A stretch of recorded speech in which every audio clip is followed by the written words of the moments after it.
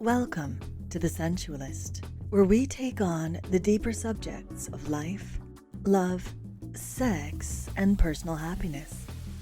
I'm your host, Freya Norden. Remember to like and subscribe.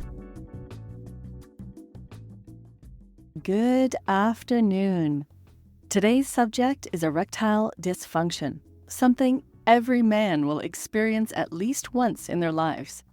But I'm not here to talk about how to fix it. I'm here to talk about how to have a great sex life when ED is a factor in your life, temporarily or permanently. I have a fabulously qualified expert to speak to you today, Dr. Nicholas A. Natali, a licensed professional counselor, certified sex therapist, and certified hypnotherapist who has received advanced training in the areas of marriage therapy, sex therapy, problematic sexual behavior, hypnotherapy, leadership development, and entrepreneurism. Dr. Nick wrote the book, Secrets of Men, Helping You Achieve Your Sexual Best, and is passionate about helping people embrace the strength within.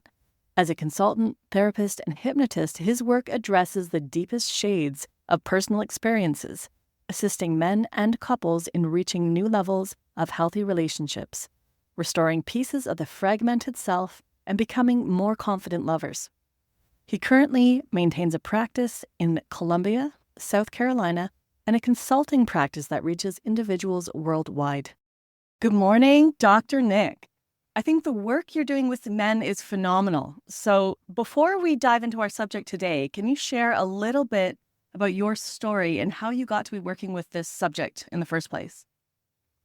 Lady Freya, it is so good to see you. I cannot wait to be a part of what's going on in your life again as we get together at Hit My Thoughts Live and a couple other conferences this year.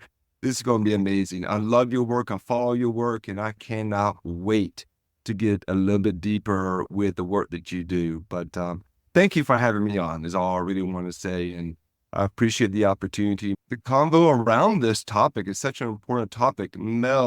Men, sexuality, masculinity, that's the space for which I work and live and do a lot of talks in. And thank you for letting me be a part of it. My work really focuses with men and couples, helping men become more confident lovers. And so I do this several different ways, including addressing issues that we're going to focus on today, which is ED, erectile dysfunction, which is, common for about 40% of men, even 40% of men under 40. A common, thing that we have. And I'm seeing it for a variety of reasons, even younger and younger and younger. So I've been doing this work now for about 24 years. And yes, I'm seeing men come in my office who are younger maybe than they expect to be talking about ED, but that's the topic on the table. And the good news is there's a lot of things that we can do to help men who are in the midst of the struggle with erectile dysfunction. Right. Now, most of the talks around erectile dysfunction are centered on fixing it, what you can do to help it, what you can do to change it. And what I have seen is that there are a lot of men who either for a period of time or lifelong are not going to be able to get erections, or at least not erections which are strong enough to penetrate. And whether it's medication, whether it's health, whether it's a surgery, but they're just not going to get them. And I'd like to talk about what they can do to have a thriving sex life and to know that it's not over. They're not compromised. Right. They're not damaged in some way. Right.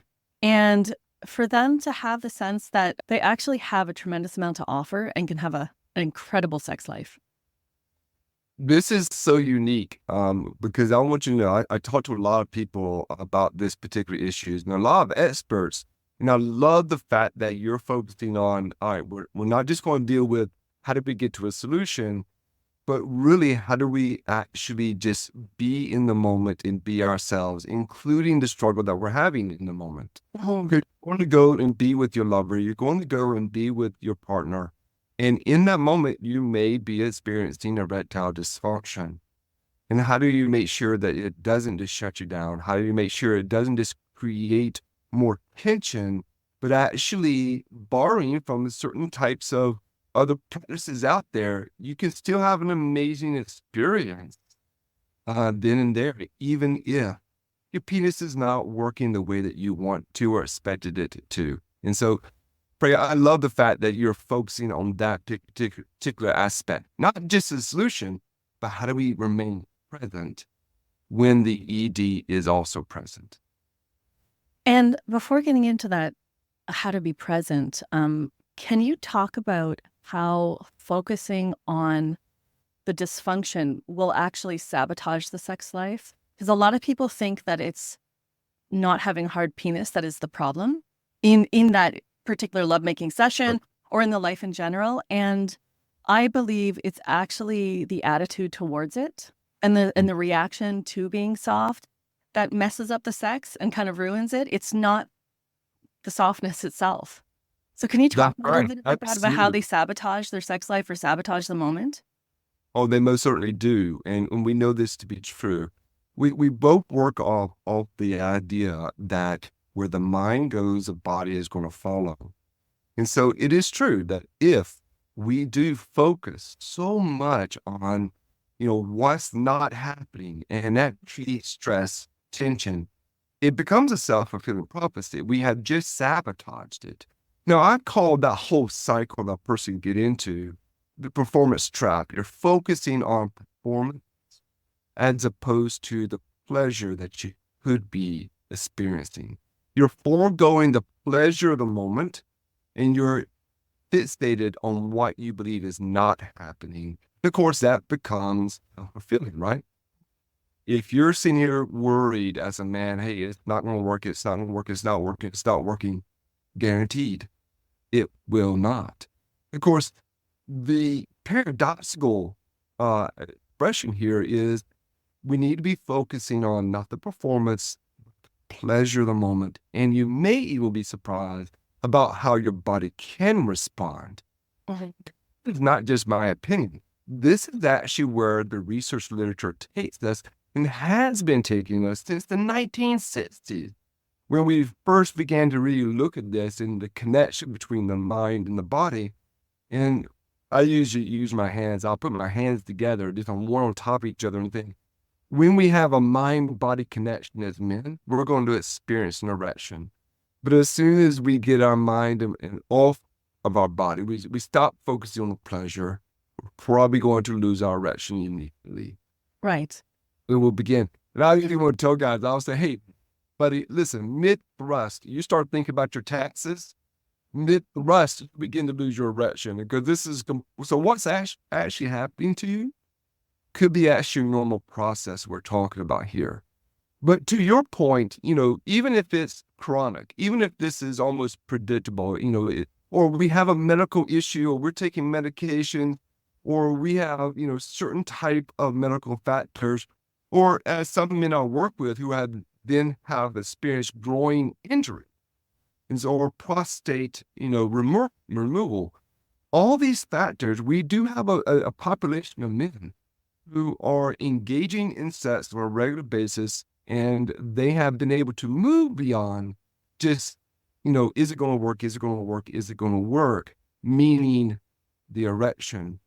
And in so doing, they actually experience a fulfilling sexual process, connection, love, pleasure, even though their organ may not be working as way they want it to. Mm-hmm. Is this remarkable? And so that's what we need to do, is help people focus more on the pleasure rather than the performance of the moment. Right. Because on the flip side, there's a huge difference in the energy and how arousing a partner is when you can feel like, as a woman or as a partner to a man, a sexual partner, when he is thinking about something that is stressing him out or making him feel insecure or making him feel bad about himself, that energy transfers. When you're making love as a partner, you feel that negative energy and you can feel them like leave you. Their body might be touching you, but their mind is somewhere else. And what they're doing almost becomes ineffective. It's like, where did he go? Why is this touch empty? Compared to when his focus is on either the pleasure happening in his body, regardless of whether he's hard or on your pleasure, if his whole sole focus is on the beauty of creating that erotic touch, then it's magic. And It is. the magic does not depend on the erection. There's a lot of different ways to find that sensation. Mm-hmm. In terms of, if you want the sensation of penetration, you can find it in a lot of different ways, not just penis. That's right. Absolutely. Oh my goodness. I'm going to be using that phrase of yours. How did you say that? When the touch is empty. Oh, when you said that phrase, I knew exactly what you're talking about, because that happens for so many people. And one of the things I do, I incorporate this oftentimes I'm working with guys, is partner support. So we're going to have a conversation or two with a partner, and we're going to talk about how in these moments, partner support is so important. Because let's just face it, one of the things we'll hear guys talk about all the time is, when I ask them, what is the most important aspect of the sexual encounter? I want to make sure she feels good. I want to make sure she has a good experience. I want to make sure that, it's about the other. And they're so focused on the other that, they believe that they're letting them down. Yes. That as we start chipping away at this idea of we need to abandon performance mindsets during sex. This is one thing that we begin chipping away at. It's not about how you are actually, performing for her or for your partner in some way. This is about the pleasure you're experiencing, my friend. So how do you, begin to really just focus on what do you want to experience? How do you want to experience that? What would you like to happen? And I encourage people not just to keep that on, focus on penis. So part of the partner support I would do, Freya, sometimes we'll say things like, I want you to have something in mind you're going to do. It's going to be your go-to move when you believe that, okay, the penis is not doing what I want it to do. He's checked out, but this is what I'm going to do instead. Right. I'm going to down her. I'm going to reach for the toy. What you don't want is simply just kind of look at each other for a moment, and all of a sudden there is this collapse of the energy. There is this collapse of the time. The touch becomes empty, as you were saying. Instead, I want you, dude, to go ahead and have some movement planned in your bucket, ready to pull out and say, okay, this is what I'm going to do. And I want you to verbalize that to her. Girl, this is what's about to happen to you. It's going to be amazing. Go ahead and get your mind there. And so what I mean by partner support is, on her end, on the receiver's end, I want them to also be ready for when this moment may happen. You're going to see him transition from, we'll try that, but now we're going to try this. And I need them to be ready for that, right? Because how they respond to the penis not working is just as important as his response. So, yeah, I'm so glad you brought that up, just the subject of partner support, because the way that his partner responds is going to make or break the situation every time. And that women don't realize how much power they have over that moment and over the situation in general. For example, something that happens really commonly, if he's even tried. So sometimes he won't even try. He's like, you know what? I'm not going to get hard, or I'm not going to stay hard. It's not going to happen. And he doesn't even bother initiating anything because he thinks, I'm going to fail. You'll fail if failure is considered getting hard. But you won't fail if you consider winning to be creating an orgasmic and pleasurable experience. That's winning. So let's just say you are penetrating. Like maybe you even did get to that point. If you got to that point, because this is a little bit about people who aren't going to get erections, period. Sometimes you'll get one for a few moments and maybe you try, maybe it's penetration, maybe she's going down on you, and then you lose it. And the worst thing that can happen is when he's like, oh, sorry. And then she's like, oh, it's okay. And then exactly what you just said, that collapse of energy, and then it's kind of over. If you have a plan that you've spoken about beforehand, where it's like, I don't know, sometimes you can even laugh together. And I love that. Yes. transition into the next movement, which you know is going to feel really good. So you do have to know your partner's body, right? For example, my partner and I, we like to do it for a long period of time, and it would be really boring if it was just fucking for that entire period. So we transition and shift from, okay, if things start to, not be as hard as they were, or he gets tired or I get tired, then it's like, okay, next. And we actually have vocabulary for a series of moves. So I can say, oh, can you do that thing? He may want to dive down and do oral on me because that's sort of a go-to for a lot of men. Okay, I can't screw, I'm going to do oral, but I might want something else. So having that vocabulary is also really helpful. So we can playfully and fun, and my ego is not getting wrapped up in, oh, he's not attracted to me. Oh, it's because I'm getting older. Oh, it's because I've gained weight. Oh, he must want somebody younger. If you're having sex with a man, you have to get your ego out of the way and stop attaching your attractiveness to his erection. You just talked about, or you just mentioned the second part of every partner support is letting them make sure they understand this is not about you. This is not about your ego. This is not how he sees you. This is something he is going through in this moment, and it may be a life transition he is in because, as we discussed, medical issues, medicines on, things of that nature. But this is not about his lack of attraction for you. This is not about that. And so when we're talking to the partner, we want to make sure that they understand what it is and what it isn't. Because they're going to be able to be there for their man a lot more and a lot more present if they understand what this is and what this isn't. And so we're definitely going to have that conversation. It's not just how you respond in the moment, but how do you internalize what's taking place so that you, your partner, can be there in the moment and actually transition as well. And so, yes.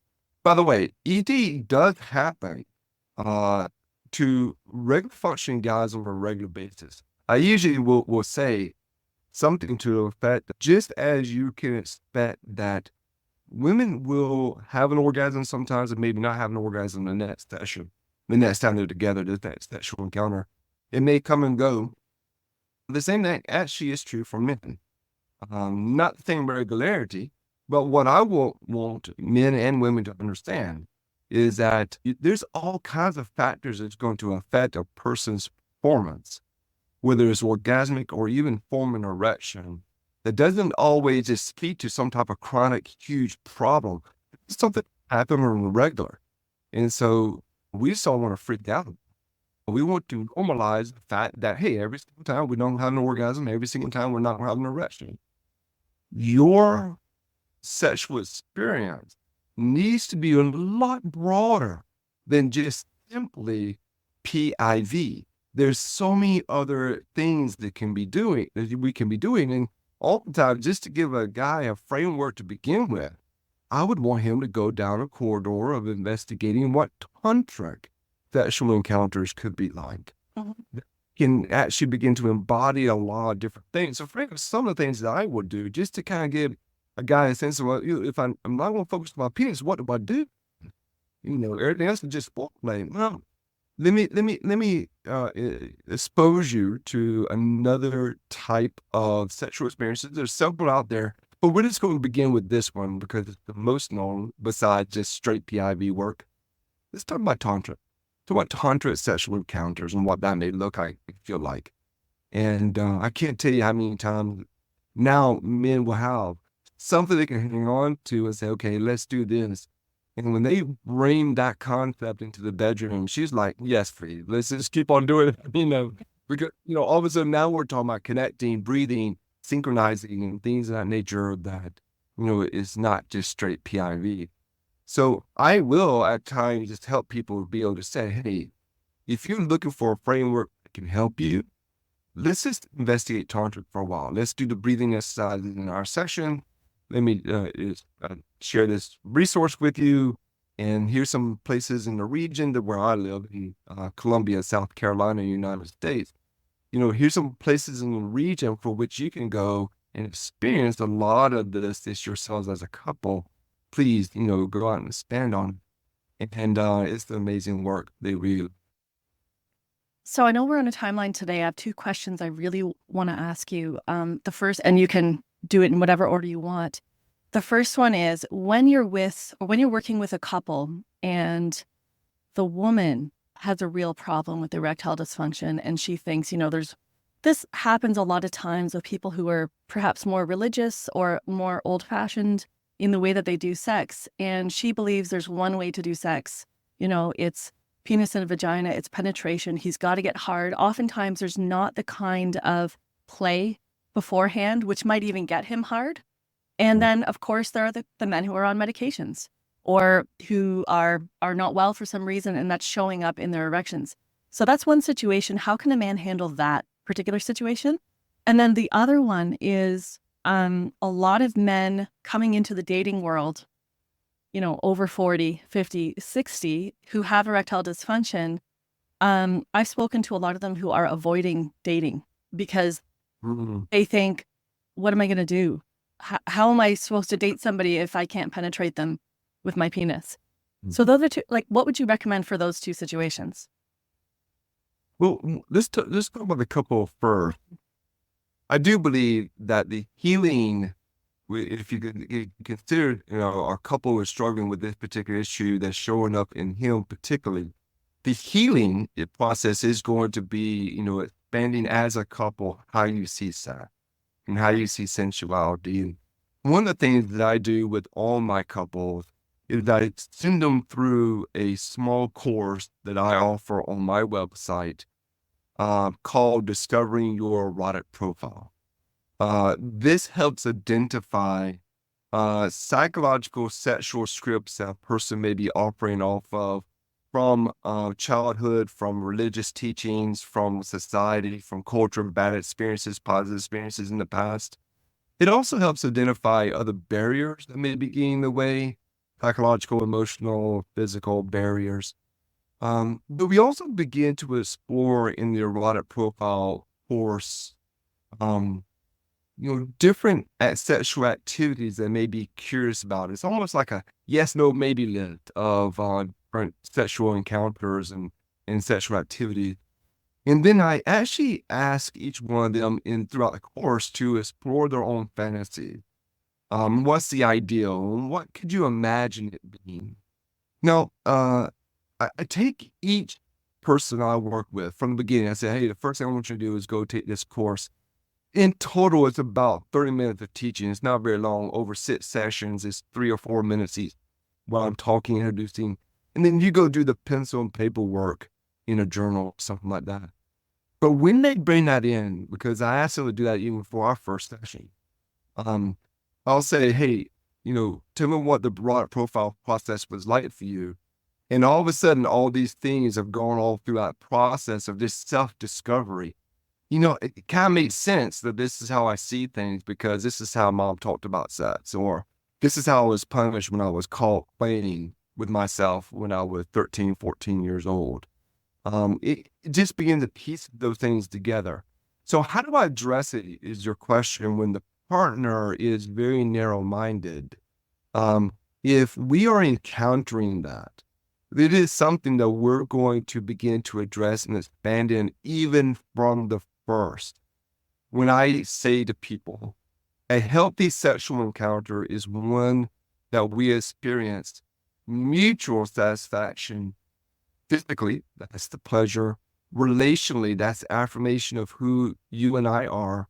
And then spiritually, meaning the depth of my person and my connection to the transcendent. We're mutually satisfied in all three of those areas. That's going to give us an exciting, fun sexual experience. So I'll ask them, hey, is any of those three off for you? And I want him to have an honest conversation with her if it's not mutually satisfying because it just isn't there. So we're going to begin it with a conversation. And I provide a safe place for people to be able to discuss these things head on. And it's quite remarkable. Beautiful. If anybody, the course is open to anybody. It's absolutely free and it's free for anyone. Lots of people will just kind of stumble upon my site or they'll see something on social media, something like that. They'll go there. they'll do the process just for themselves. And I encourage them during that last video, hey, if you're not working with me, take this to whomever you're working with, because it's gold for what you learn about yourself and the work that you're doing with your coach, your therapist, your counselor, your doc. It's going to help. It's going to help a lot to get down that process. Thank you. I'll put the link to that in the notes of the podcast. Yeah. And so what about the people who are avoiding dating altogether, or who are afraid to have that conversation, who don't know how to have it? What would you suggest for those guys? The reason why I went through all that stuff with the erotic profile is because I'm going to send them there first too. Mm-hmm. More than likely, there is fear. And we're going to address the fear factor that's involved in this, is keeping them down. But we're also going to begin the process of exposing them to a much broader spectrum about what sex and sexuality, sensuality, and pleasure is. Most guys do get very focused in saying, okay, this is about the penis, function or not function. And I'm just going to be working through encouragement to be able to say, there's so many different ways that even when you were young, that you were pleasuring a woman before you ever even got there. And every single woman is still looking for that type of pleasure too. So it's going to be encouragement based. It's also going to be taking people to the edge of their comfort level. Now I'm just going to push them a little bit further into something maybe uncomfortable for them. But it's going to work. I'm actually working with a guy right now that is his struggle. He is on the dating market. He's in his mid-60s, and because of prostate issues, he's struggling with ED. And we're walking through and we're talking about all the different ways. And he's actually excited about being able to pleasure in so many different ways. You already seen a conversation about, I was telling him about, have you ever heard of a rose? And what does a rose do to a woman during clitoral stimulation? And he got fascinated by that. And because he had to work through the fact that, there's so many different ways that you can actually pleasure a woman that he may not even be aware of. Right. The penetration, like that, the attitude that, you're just warming somebody up for the main course, which is penetration. It's so off. I see penetration is just, or penis and vagina penetration is just one little piece of the entire pie of eroticism and pleasure. Well, we have run out of time, so this was really great. Nick, I hope I can speak to you again, because you're absolutely wonderful. You have so much to offer. And if people want to see more of you, where can they go? One of the best ways that people get in contact with me is to join my following on Instagram at Dr. Nick Natale, and you can follow me there. If you're interested in my work, even consult or counseling, we can go to nicknatale.com, and all that information is right there. I work with people primarily in the state of South Carolina in a therapeutic way, even though the laws are changing with that in the United States. Counselors and therapists who are licensed in one state can begin to actually work with the people in other states now. But I also work as a consultant, if you will, personal consultant for people. It's kind of like a coaching model, but it's a little bit distinct in a much broader sense. I work with people around the world. But Fred, thank you so very much for the opportunity. I would love to just kind of, have an opportunity to speak with you again. And I want to hear more about your work. I can't wait to see you in Vegas. And thank you for the opportunity. Thank you for the opportunity to speak with you today.